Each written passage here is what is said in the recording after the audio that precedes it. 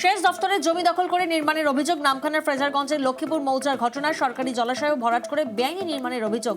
প্রশাসনের দ্বারস্থ ফ্রেজারগঞ্জ পঞ্চায়েতের প্রধান। নিকাশির সমস্যা হবে বলে আশঙ্কা কৃষকদের। খবর পেয়ে এলাকায় যান নামখানার বিএলও। যে এই জায়গাটা দুটো ডোবা আছে, প্লাস এটা ইরিগেশনের জায়গা। পঞ্চায়েতে আবেদন করলাম এবং প্রধান সাহেব জেলারও এবং ইরিগেশনকে চিঠি করেছিলেন। ভিত্তিতে বিএলআরও এসেছিলেন, ইনভেস্টিগেশন করেছেন এবং থানার ওসি ওনাকে ফোন করেন এই কাজটা আপাতত বন্ধ রাখার জন্য। কিন্তু কোনো অজ্ঞাত পরিচয়ের কারণে কাজটা কিন্তু কন্টিনিউয়াসলি চলছে। অবশ্যই এখানে প্রভাবশালীর একটা যোগ রয়েছে।